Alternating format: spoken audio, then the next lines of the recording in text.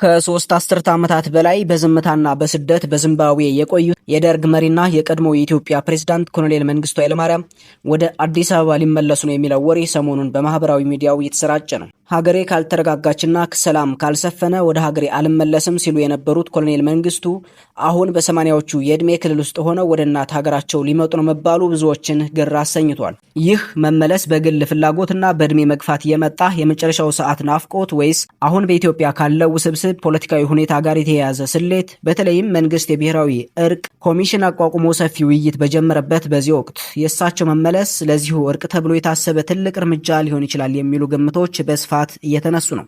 ይህ ዜና እንደተሰማ የኢትዮጵያ ሕዝብ በሁለት ጽንፍ የቆሙ ስሜቶችን እያንጸባረቀ ይገኛል። በአንድ በኩል ኮሎኔል መንግስቱን እንደ የሉዓላዊነት ዘበኛ የሚያዩዋቸው ደጋፊዎቻቸው የባህር በርና የሀገር ዳር ድንበር ያስከበሩ ለኢትዮጵያ አንድነት ደማቸውን ያፈሰሱ ጀግና ናቸው፣ በክብር ሊቀበሏቸው ይገባል ይላሉ።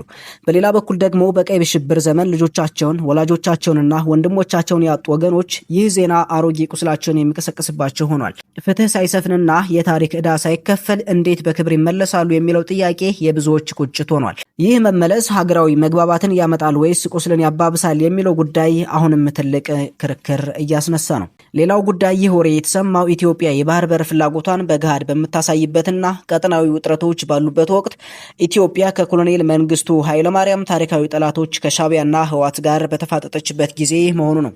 ኮሎኔል መንግስቱ በወቅቱ በነበራቸው ጽኑ የባህር በርና የሉዓላዊነት አቋም አሁን ላለው መንግስት እንደ ሞራል ግብዓት ሊያገለግል ታስቦ ይሆን ወይስ እሳቸው ያላቸውን ወታደራዊና ስልታዊ ልምድ ለሀገር ጥቅም ለማዋል የታለመ ስውር ዲፕሎማሲ አለ የሚለውም እያከራከረ ይገኛል። የኮሎኔል መንግስቱ መመለስ ትልቅ የታሪክ ፋይል መክፈት ማለት ነው። ስለ ኤርትራ መገንጠል እውነተኛ ምክንያት፣ ስለ ሶማሊያ ወራና ስለ ሶቪየት ህብረት ሚና እንዲሁም በደርግ ዘመን ስለተፈጸሙ ስውር ሚስጥሮች ከባለቤቱ አንደበት የምንሰማበት እድል ሊፈጠር ይችላል። ይህ ደግሞ ለኢትዮጵያ የታሪክ ተመራማሪዎችና ለሚቀጥለው ትውልድ ትልቅ ትምህርት የሚሰጥ ህያው መዝገብ ነው። መንግስቱ ኃይለማርያም ግንቦት 19 ቀን 1929 ዓመተ ምህረት በአዲስ አበባ ነው የተወለዱት። አባታቸው 50 አለቃ ኃይለማርያም ወልዴ፣ እናታቸው ደግሞ ብዙነሽ ተሰማ ይባላሉ። በርካታ የምዕራባውያን መንግስታት መንግስቱን እንደ ኮሚኒስት ተኮር አምባገነን አድርገው የሚቆጥሩት ሲሆን የቀድሞ አምባገነን ሮበርት ሙጋቤ የጥገኝነት ጥያቄውን ከተቀበሉ ወዲህ ወደ ዚምባብዌ ተሰዷል። ኮሎኔል መንግስቱ ኃይለማርያም ከ1966 እስከ 1983 ዓ.ም ለ17 ዓመታት የኢትዮጵያ መሪ እንደነበሩ ይታወቃል። ወደ ስልጣን የመጡት በደርግ ወታደራዊ መፈንቅለ መንግስት ንጉሠ ነገስቱን ቀዳማዊ ኃይለ ሥላሴን በመገልበጥ ሲሆን የአብዮቱ መሪ ሆነው ከቆዩ በኋላ በመለስ ዜናዊ በሚመራው በኢህአዴግ ሽምቅ ተዋጊ ቡድንና በአሜሪካው የቀድሞው የሲአይኤ ዳይሬክተር ሃርማን ኮህ እርዳታ በ1983 ዓ.ም ከስልጣን ተወገዱ።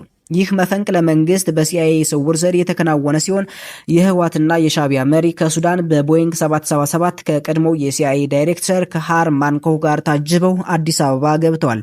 መንግስቱ ኃይለማርያም ያላሰበው ግልበጣ ተቀናብሮበት ያላማራጭ በአየር ላይ ቀረ እንጂ በራሱ ፍላጎት ሸሽቶ ዚምባብዌ የተሸሸገ የሚለው አባባል ከእውነት የራቀ ነው ብለው የሚከራከሩለትም አሉ። ግማሹ ኮሎኔል መንግስቱ ኃይለማርያም በቃላቸው የሚገኙ አገር ወዳድ ጀግና ሰው ሲላቸው፣ ግማሽ የሚሆነው ህዝብ ደግሞ አምባገነንና የኢትዮጵያን እልቂት ያወጀ ሰው ነው ይሉታል። መንግስቱ ኃይለማርያም ወደ ርዕሰ ብሔርነት ስልጣን ብቅ ሲሉ ገና የ36 ዓመት ወጣት የነበሩ ሲሆን በሐረር የ3ኛ ክፍለ ጦር የመሳሪያ ግምጃ ቤት ውስጥ ይሰሩ ነበር። በወቅቱ በክፍለ ጦሩ አዛዥ የነበሩት ጀኔራል ኃይሌ ባይከዳኝ የሚባሉት ኮሎኔል መንግስቱን በባህሪያቸው በመጠራጠራቸው ከአጠገባቸው ዞር ለማድረግ ወደ ኦጋዴን አዘዋወራቸው እንደነበርም ይነገራል። በዚያም ከጥቂት ጊዜ በኋላ ለትምህርት ወደ አሜሪካ ሜሪላንድ ለወታደራዊ ሳይንስ ትምህርት ተላኩ። ከትምህርት ሲመለሱም በ3ኛ ክፍለ ጦር የመሳሪያ ግምጃ ቤት ኃላፊ ሆነው ተሾሙ። ከዛም በደረጃ እድገት ካገኙ በኋላ የአፄ ኃይለሥላሴን ጨቋኝ አገዛዝ ለመገርሰስ የደርግ ኩርዲታን መሰረቱ። በመኮንኖች ህብረት የተመሰረተውና ደርግ በአብዛኛው ተደማጭነትና የፖለቲካ ብስለት በነበራቸውን በቆራጥነታቸው ታዋቂ በሆኑት መንግስቱ ኃይለማርያም ስልታዊ አደረጃጀት ተቀናብሮ የንጉሱን ወንበር ገለበጡት።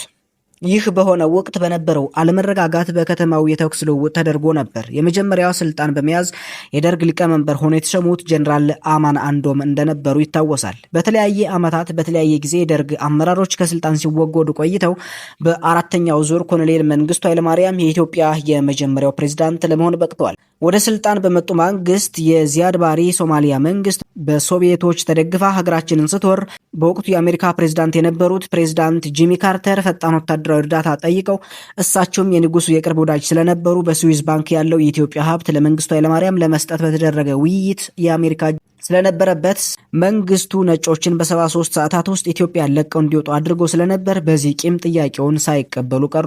በእነዚህም ምክንያት አማራጭ አጣው ደርግና መንግስቱ ሀገሪቱ በከፍተኛ ስጋት ላይ በመውደቋ የግድ ወደ ሞስኮ መሳሪያ ልመና ልዑካንን ላኩ።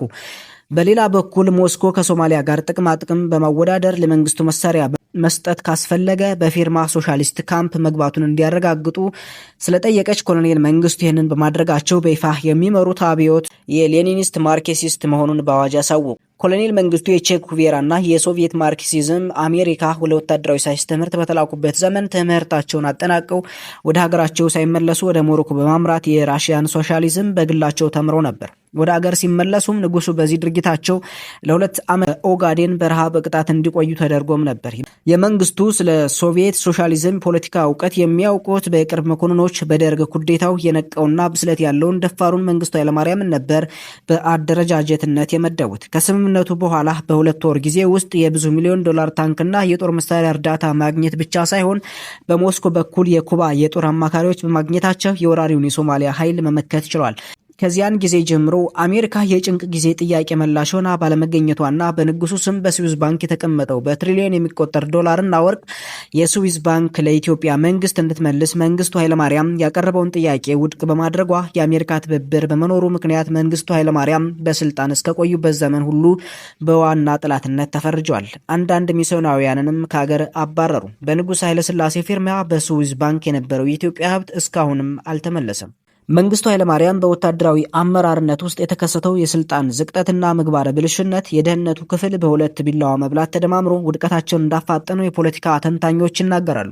የመንግስቱን አስተዳደር ለውድቀት ያበቃው የኮሎኔሉ አምባገነን አመራር ነው የሚሉት ተቀናቃኞቻቸውና በሁለት ቢላዋ እየበሉ አገር ለመሸጥ ያስማሙ የነበሩት በወቅቱ በመኢሶን ውስጥ ተሰግስገው የነበሩ የኦነግ ስውር ባንዳ መኮንኖችና የህወሓትና የሻዕቢያ ሰላዮችና አገር በሆድና በስልጣን የሸጡ የመንግስቱ ተቀናቃኞች መረጃን አሾልኩ ለተቃዋሚ ኃይሎች አሳልፎ መስጠት እንደሆነ ይታወቃል። በመንግስቱ ኃይለማርያም ላይ የተቀነባበረ የ16 ጊዜ የመግደል ሙከራ ተደርጎባቸውም አምልጠዋል።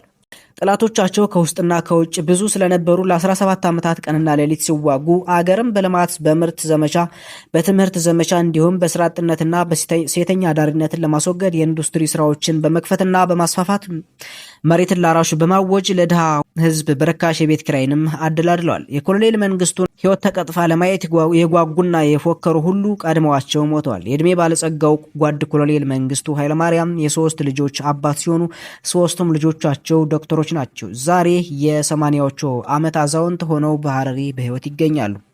ጉዳዩ አሁንም በማህበራዊ ሚዲያ ደረጃ ያለው ወሬ ቢሆንም የሰዎች ስሜት ግን እጅግ የጋለ ነው። የኮሎኔል መንግስቱ ኃይለማርያም ወደ ሀገር ቤት መመለስ ለሀገራዊ አንድነት ይረዳል ወይስ የቆየ ቁስልን ይቀሰቅሳል? መንግስትስ ምን አይነት አቀባበል ሊያደርግላቸው ይገባል? እንደ የቀድሞ ፕሬዝዳንት በክብር ወይስ የታሪክ ተጠያቂነት ባለበት ሁኔታ? እናንተስ በዚህ ጉዳይ ላይ ምን ትላላችሁ? ሀሳባችሁን ኮሜንት መስጫው ላይ በሰፊው አስፍሩልን። ለቻናላችን አዲስ ከሆናችሁ ሰብስክራይብ በማድረግ የደወል ምልክቷን መጫን አትርሱም። ሰላም ለኢትዮጵያ።